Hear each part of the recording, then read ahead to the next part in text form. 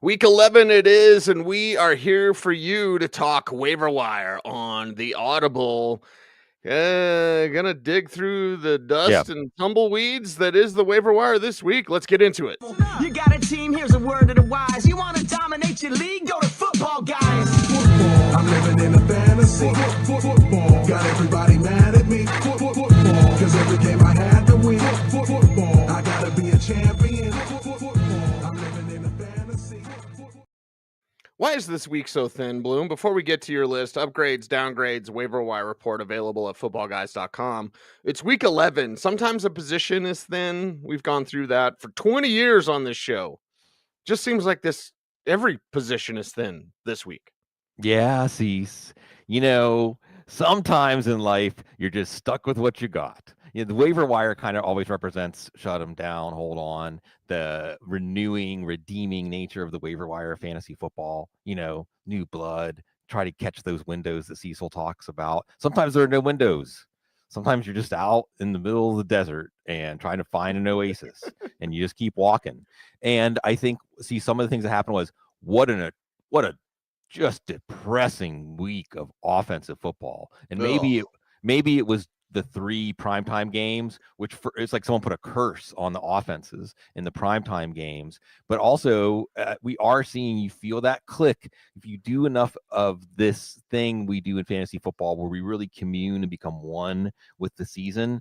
As the weather gets colder, as something's happening on Earth in the northern hemisphere, the cold weather football takes over, defensive football, running game. Sometimes also teams, we're getting to that point in the season, Cease, where how much do you really want it? I mean, your body's tired and broken, and more than 2 months in. Again, it corresponds to fantasy football player. See, there were 2 different leagues I was in where there were emails going like, set your lineup, be competitive.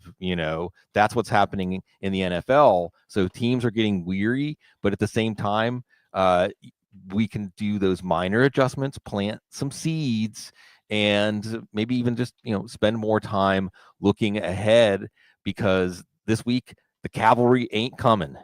No, it's not coming. However, there's 2 quarterbacks. We'll go over the other ones, like the 1%ers, Bloom, like super quick. Yeah. We got a hard out. But anyway, it's the return of Joe Burrow potentially, and the return of Brock Purdy eventually. Right? Yeah. And Burrow back at practice, window's going to open, and there's always the calculus of how long you can keep a roster spot clogged up and so on. But we know what Joe Burrow can do. If he was dropped, if there's not an IR slot, there's a whole debate here about whether to have IR slots in redraft leagues. And then Brock Purdy, and it's been a weird year for the optics of communication with the media about quarterbacks. Have you noticed that? We've had like 3 or 4 situations now where there's slippage between. Lamar Jackson is fine. Oh God, he's not going to play. Right. JJ McCarthy, as soon as he saw that he's going to play, we're actually playing someone with a busted shoulder, so we wouldn't have to play him, and so on. And the situation with Kyler Murray. So this is a situation. Don't base your quarterback decisions based on when you play Dallas. Yeah, right. So it's, and I think with this situation, the problem with when healthy is we know that turf toe is a condition that, Brock Purdy gets to 85%. He's not going to get to 100% this year. So while Mac Jones keeps playing well, if it's this week going up against Arizona, you're going to play whoever it is. But on the horizon, we've got Brandon Ayuk, Ricky Pearsall, hopefully, speaking of some indefinite absence. And then also a defense that we saw just hemorrhaging yards and points last week to the Rams. So it can create some shootout game scripts. Brock Purdy can be that guy. But as we're going to talk about, maybe Mac Jones can be that guy. Yeah, maybe. And how about the other guys on the list, Bloom? The 1%ers again. Yeah. And I think Mac Jones is the headliner here just because he might be dropped in anticipation of Purdy coming back, but we may just stay stuck in this. Again, if Brock Purdy's 90% and Mac Jones is still playing well, then maybe Mac Jones is a potential league winner. There's not much after that. 2 quarterback superflex leagues makes quarterback more interesting. Tyler Shuck, again, he's ceding some snaps to Taysom Hill, but there's 3 magnificent plays accounted for the win last week. Marcus Mariota is going to get garbage time. Jaden Daniels could be back after Thanksgiving. I don't know. Tua, at least he's not dead in the water at this point for 2 quarterback superflex leagues. And, Russell Wilson could get a start. Davis Mills could get another start with CJ Stroud in concussion protocol. And we saw him really come alive. The team believes in him, and they play Tennessee this week. So if you get a bonus start out of him, he might even be a streaming quarterback 1. Yeah, good for you. Good for you as we move on through upgrades, downgrades, and the waiver wire report. Again, it's written by Sigmund Bloom. It's available at footballguys.com. Tyler Algier? Yeah. Blake Corum? Right. Names, and again, wide netting it because I'm looking over the list. I'm like, oh my God, Mario DiMercado, Right. Brian Robinson, maybe Tyrone Tracy. Again, a collection of running backs that either are picked up or are maybe some changing situations here. Let's go through some of these names, Bloom. Yeah, and I think, again, what this represents, what you do with your waiver wire time this week is you're trying to make slight adjustments. Again, maybe you're cycling out a backup running back for a backup running back who has more potential going forward. So you're looking through these running backs. And again, at this time of year, as we're going to the other end of the bye week gauntlet, almost there, it's in sight. Backup running backs become so much more important. League winners sometimes come from this group. Blake Corum, Tyler Algier, really great in the red zone. I mean, when they got to the red zone last week, they just gave the ball to Algier, and he finished the drives like from the 19-yard line on 3 carries. So why wouldn't they go away from that and putting Bijan Robinson at wide receiver more? Just throw the ball to him. And then Blake Corum, and the Rams offense is just a juggernaut, just an absolute juggernaut. This is that point, the way Matthew Stafford's playing right now, Cease, this is the kind of stretch that makes us be able to say with confidence, Hall of Famer Matthew Stafford, right? Oh yeah. Now you're going to watch him play like a Hall of Famer at 37 years old, and you want to be attached to that offense. Amari DiMercado is a depth play for this week. I don't think we're going to see Trey Benton again. Another sort of shadowy, mysterious one. We'll be back. We'll see. And I don't know why DiMercado hasn't been embraced as a lead back. Well, I know there was that play earlier this year. Adonai Mitchell wasn't even on the team anymore, and he did the same thing. But this week, as a what the heck flex, San Francisco's defense, again, problemos. Brian Robinson looking good. 49ers want to be a ball control team. You see then Tyrone Tracy, and they just keep complicating this Giants, who just fired their coach, running back committee, where now Tyrone Tracy did get more snaps, and he's just a more powerful, he just creates more energy than Devin Singletary. But with Jackson Dart and the concussions, maybe Singletary, who's the running back they seem to trust in the red zone, will get touchdowns. So I don't know how to gauge this. We just need Jackson Dart back soon to give this Giants running back committee some value. And then at the very end of your roster, Jalen Wright, now the backup to Devin Achane, and Miami showing signs of life this week. And Keaton Mitchell, this one's real fascinating to me, Cease, just because I know Justice Hill's the backup there. And any week we get to watch Derrick Henry play football, that's fun. I don't want to even ponder that. But if Derrick Henry were to go down, you see, Keaton Mitchell's back to the rookie form where he looks like he's just shot out of a cannon. And if Henry goes down, and remember, Lamar Jackson creates run lanes. This passing game creates space in defenses along with Jackson and his legs.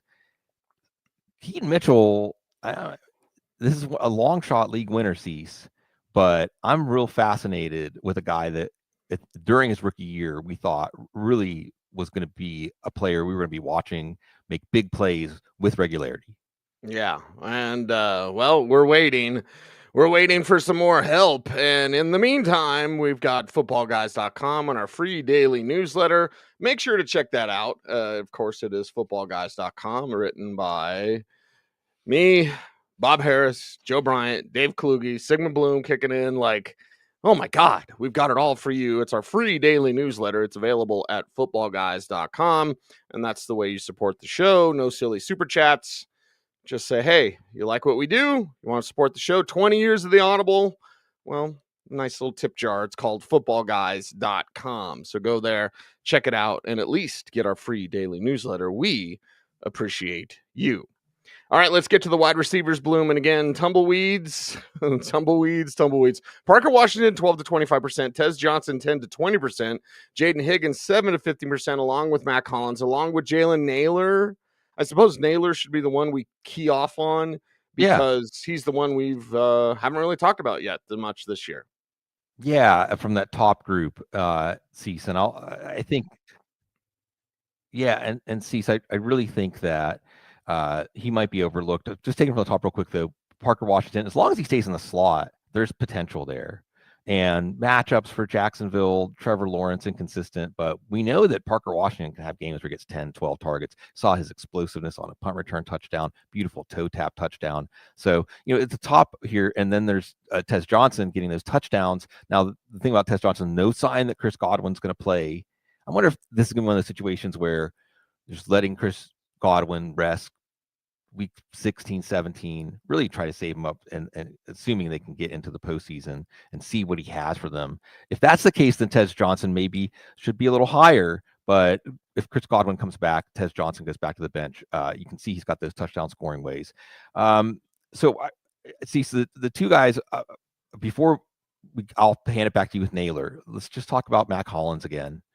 Again, as long as Kayshon Bouttie's out, and if he gets the preponderance of the downfield targets for the outside receiver going against the Jets this week on Thursday, I mean, I might turn right around and put Matt Collins has been a great play 2 out of the last 3 weeks. Jalen Naylor, this one's fascinating to me, Cease, because I dug a little bit. All right, because sometimes we say we should have seen it coming, or could we have seen it coming? Right. Go back to week 1. JJ McCarthy, big deal debut on Monday night, right? And it just looked terrible. And then right before the half, he lets one rip to Jalen Naylor, a 28-yarder to set up a field goal right before the half. And it was like, oh, okay. And I believe McCarthy might have even said, like, that throw, like, he relaxed. He was like, okay, you're in an NFL game. You remember how to do this. You remember how to make things happen on the field. You're a quarterback. Then he comes back from his injury, and they go to Detroit, and McCarthy, heroic performance against Detroit pass rush on a 3rd and mid. One of those situations where a coach can just run the ball, trade it for a timeout or time on the clock, take the punt, play field position. Vikings defense was playing well that day. Andrew Van Ginkel was back. They call a pass. Kevin O'Connell calls a pass, and McCarthy completes it to clinch the game to Jalen Naylor. And he caught 5 out of 6 targets this week. And there were 23 targets to Addison and Jefferson. 7 of them were caught. Now, at some point, you can say, well, it's about Addison and about Jefferson, and they're going to eventually, if you keep targeting like that, it's going to redistribute itself. But isn't it clear that the two of these guys just have some kind of connection? And sometimes in fantasy football, we overthink it, and we say, well, we didn't see that coming, or I didn't expect that, so it's probably a fluke. But maybe not. And he's free on the waiver wire. And right there for you, available for free. So go grab him. Cleaning up with some later guys. There's Kyle Williams. If he gets on the field, it's going to be a big play. So there you go. Dontavian Wicks, Jerry Jeudy actually doing something. Luther Burden out there. So you got some 3 to 5 percenters to go through. Yeah, and also, maybe a little more high priority. Let's see about Darius Slayton's hamstring. We saw what he could do, making some great plays. Jaden Higgins. It seems like now we're shifting towards Jaden Higgins over Xavier Hutchinson, and Higgins could continue to become a bigger part of this pass offense, which has come back to life. Luther Burden, we'll see DJ Moore's shoulder. We've seen Burden already showed the impact he can make, but they're not giving him a bigger role yet. Jerry Jeudy finally broke through. Was it just the Jets? Kyle Williams, again, is the fascinating one here where we might be overthinking this. And it was just one play, but a 72-yard touchdown and a play that showed chemistry and communication via action. I mean, when you add this kind of speed and these kinds of throws with anticipation that Drake May can make, that then why not increase Kyle Williams' role? We don't need to have many more targets if he's scoring 72-yard touchdowns for him to be fantasy relevant. And see, so it makes me also think about Jameson Williams and how Dan Campbell put him back in a prominent spot in the Lions offense. We think about deep speed as something you use to stretch the field on downfield targets, but you see in both of these cases, deep speed also is in play when you get players going across the field and you can hit them in stride, like Jared Goff does, like Drake May does. Like if we see more of it, Kyle Williams could very quickly be a big part of our fantasy teams. Yeah, and Kyle Williams, it's more than just a decoy, right? There's one thing. Josh McDaniels may not be a great guy, and don't ask him about Peyton Hillis and his wife. But if you Ooh. look at Kyle Williams, do you know that story? If you look at Kyle Williams like that, his sequencing is fantastic. Like, I'm going to set this up, short route, short route. Oh God, it's a go route. And with Drake May, he can touch any part of the field, pretty much from anywhere. You get him right about the 20, Drake May can hit any portion of the field in front of him, and it is exciting. It is the Audible, Cecil, Lammey, and Sigmund Bloom going through the Week 11 waiver wire, and we've got tight ends here, Bloom, and again, just a few to pick from, so let's talk about those few. Yeah, it's and maybe a little more robust if you're looking for help than some of the other positions. But Dalton Schultz is probably the best call here. Again, he got his first touchdown of the year. Texans offense coming to life. You plug him in right away against Tennessee. You have to like that. After that, Cade Otton, and we can say kind of like what we're saying about Tez Johnson. If Chris Godwin comes back, maybe Otton isn't in as big of a role, but you gotta love. I mean, if you have to play a tight end that is on the fringe of tight end one ranks, at least someone attached to Baker Mayfield, you know the chemistry is there. You've seen him put up big numbers in the past. Colston Loveland, if he's still out there, not necessarily a high ceiling, but even with Cole Kmet back, he was fantasy relevant, and we know he's super talented. Theo Johnson maybe not going to play this week if he's still out there with Russell Wilson at quarterback, but there could be more there down the stretch when Jackson Dart's back. Juwan Johnson on bye, similarly, picking up someone on bye, but he had two big plays, 53-yarder to open the scoring with a field goal, big play on that drive, and then the 30-yard game-winning touchdown, game-clinching touchdown from Tyler Shuck on a beautiful extended play. And then down at the bottom, Dawson Knox with Dalton Kincaid in the hamstring. Buffalo against Tampa. Might have to throw a lot. Dawson Knox, he's not the polished receiver and route runner that Kincaid is, but he actually can hang and might even be a slightly better athlete than Kincaid. That's how talented he is. And then Taysom Hill. It's not a fantasy season if we're not talking about Taysom Hill at some point, Cease. And 23 snaps last week, 7 runs. I think he got like somewhere in the 20s in rushing yards. He threw a pass. He was targeted with a pass. So we're getting back to that recipe. Hey, for 4 weeks last year, Taysom Hill was a good fantasy quarterback. And for 1 week, he was a week winner. He had 3 rushing touchdowns, over 100 rushing yards. I think he caught like 8 passes that day. So Taysom Hill makes football fun, makes fantasy football fun. He's on his bye. We're only talking about really deep leagues. It's more like put a pin in it, and we'll see. Because right out of the bye, Cease, Atlanta, and we know when he plays Atlanta, that's usually a fun time to be a Saints fan. I feel like somewhere Sean Payton does his best Al Bundy, sitting on the couch, hand in his pants, playing with his yarbles, watching Taysom Hill. Yeah. And just remember, Simba. I don't know why I go Lion King. I go Lion King and I go Snowball from Clerks. I have no idea, but here we go. And here we are. Sorry, Joe, for the Snowball reference. It is the Audible, Cecil, Lammey, Sigmund Bloom waiver wire here to help? ? Hey, I look at this week's waiver wire and I'm like, yep, already got him. Already gone. Oh, hey, okay. All right. And there's some players to clear out some space on your roster.